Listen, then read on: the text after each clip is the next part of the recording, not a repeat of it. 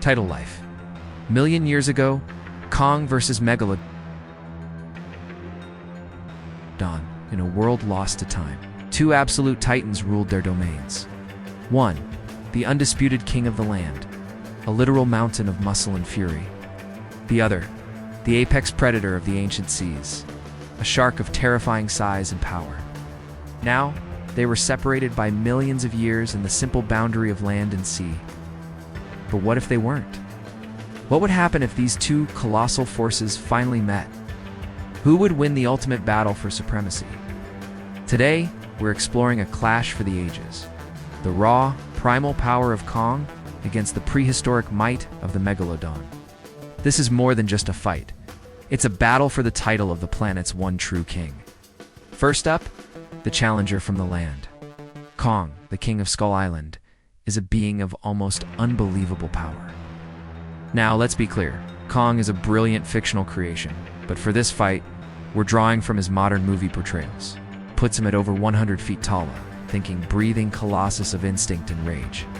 His strength is the stuff of legend. We're talking about fists like wrecking balls, capable of shattering solid rock. But his real edge is intelligence. Kong isn't just a brute, he's a thinking fighter, can strategize, use his environment as a weapon, and pinpoint an opponent's weakness. His entire life has been a battle to defend his throne from other giant monsters, honing him into the ultimate land-based combatant. But his greatest strength, his connection to the land, is also his most glaring vulnerability.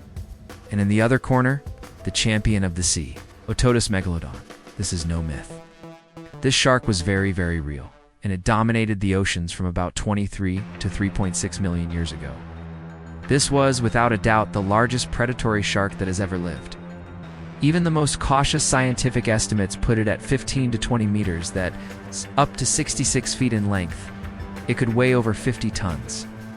Megalodon's ultimate weapon was its jaw, which could generate a bite force estimated at over 180,000 newtons, powerful enough to crush the skull of a whale.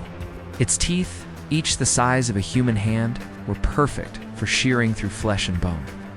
This creature was a global hunter, stalking the warm coastal waters all over the world, preying on anything that dared swim in its territory. So where does this epic fight even happen? The setting is everything. On dry land, it's a non-starter. A beached Megalodon would be completely helpless. But in the deep open ocean, Kong would be totally out of his element, a clumsy swimmer facing a torpedo of teeth. So for this showdown to work, we have to find a neutral ground, the shallow coast of a primeval island. The water here is just deep enough for the shark to maneuver and build speed, but shallow enough for the ape to get his footing and fight back. This is the true proving ground, a chaotic battlefield of crashing waves, hidden rocks, and treacherous drops. The fight begins. Wading into the churning surf, Kong braces himself as a shadow.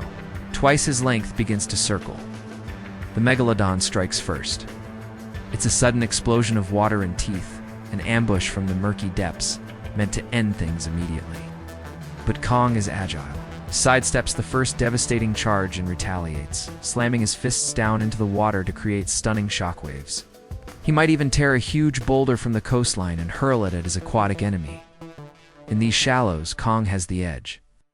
He can plant his feet on the seafloor and use his incredible arm strength and sharp mind to counter the shark's raw power. But the tide is turning, literally. The Megalodon, sensing its advantage, drags the fight into deeper water.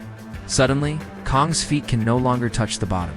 He's forced to swim, a desperate, clumsy struggle for a land animal. In its element, the shark is now a blur of terrifying speed. It attacks from every angle, its massive teeth ripping into Kong's limbs. The water turns red. Kong roars in a mix of fury and pain, but his powerful punches are now muffled and slowed by the dense water. The Megalodon's strategy is simple and brutally effective. Hit and run with catastrophic bites from below. Who walks or swims away from this? As much as we admire Kong's warrior spirit, this is a war he just can't win. He's a land titan, fighting in a completely alien environment, and that's a fatal disadvantage. The Megalodon was a creature perfected over millions of years for total aquatic dominance. Speed, power, and that horrifying bite are simply too much for a land animal to overcome in the water.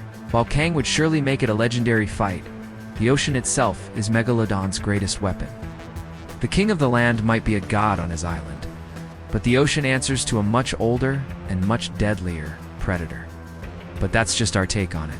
We've broken down the strengths and weaknesses of two of the most awesome giants imaginable. Who do you think would win this showdown? What's the one factor you think would decide the fight? Drop your theories in the comments below. And if you had fun with this clash of titans, make sure you subscribe and ring that notification bell for more ultimate battles.